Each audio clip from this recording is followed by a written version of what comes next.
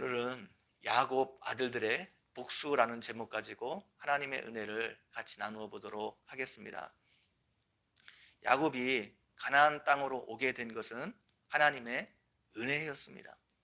하나님의 은혜로 야곱이 라반의 위협으로부터 보호받을 수 있었습니다.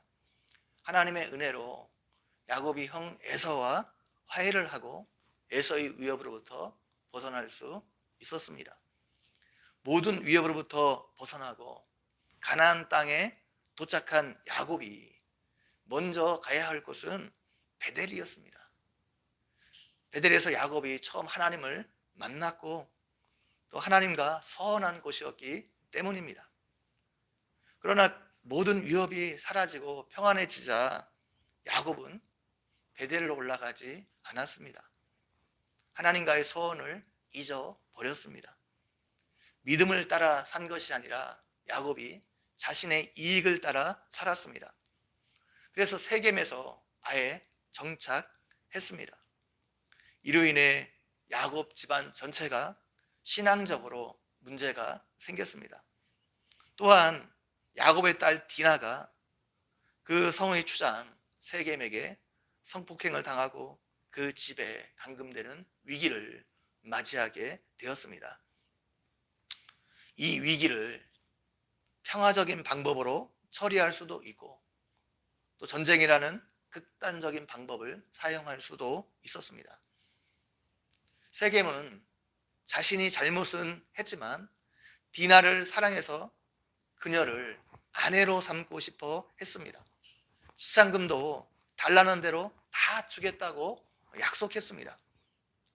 이러한 세겜의 행동과 생각은 그의 누이 다말을 성폭행했던 다윗의 아들 암논과는 대조적인 모습이었습니다. 암논은 자신의 이복 누이 다말을 성폭행한 다음에 그녀를 버렸습니다. 그러나 세겜은 디나를 책임지려 하는 모습을 보이고 있습니다.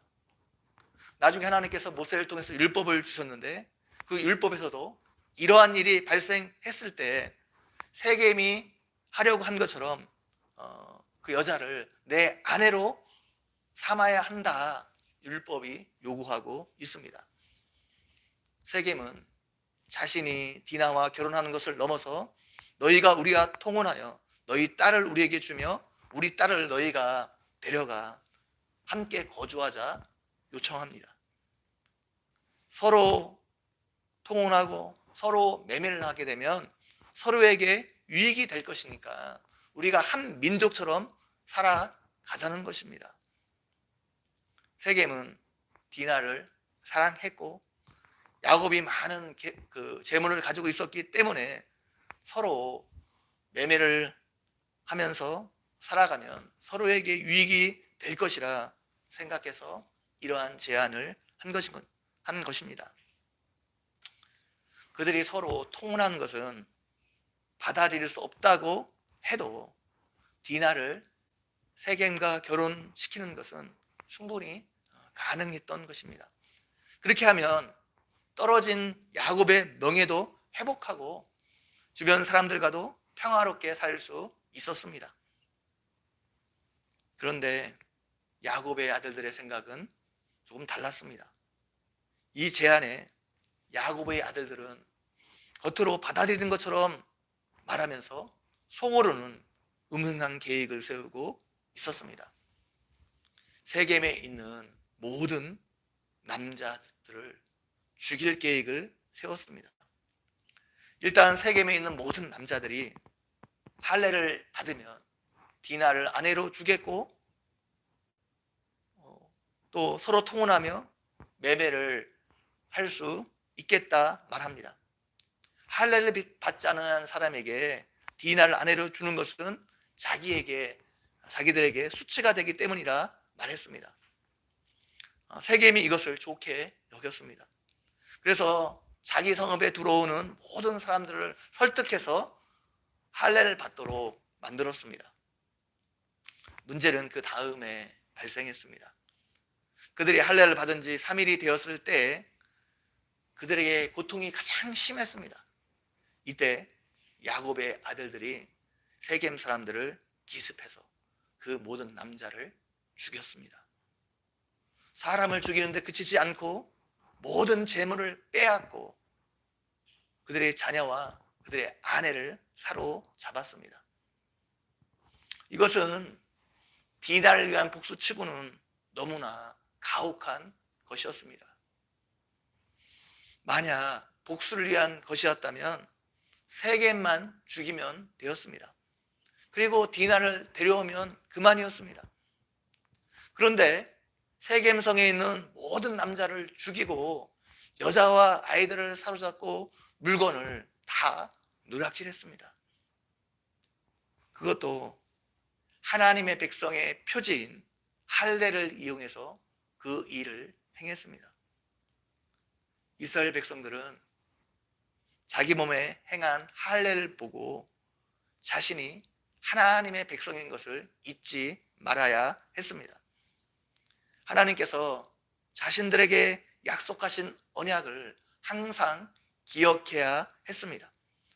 그리고 자신이 언약 백성답게 하나님의 백성답게 결단해야 했습니다.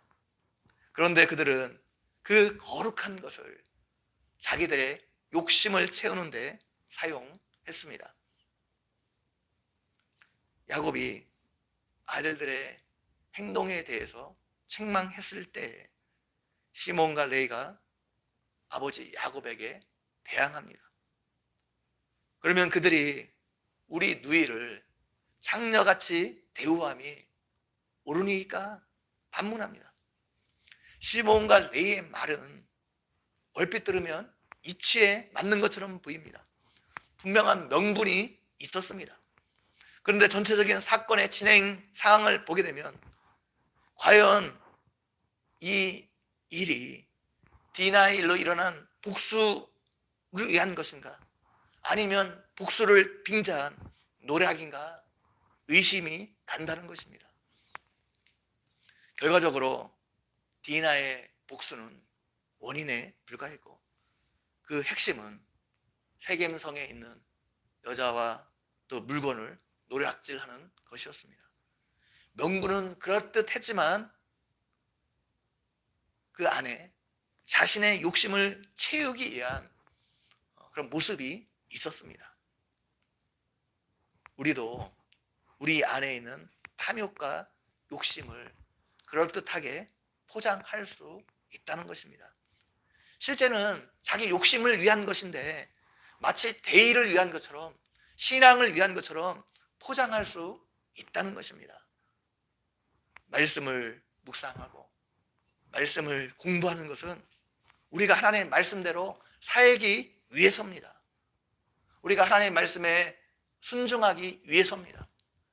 자기를 부인하고 자아를 죽이고 세상 욕심을 끊고 하나님의 뜻대로 살기 위해서 우리가 말씀을 묵상하고 말씀을 공부합니다.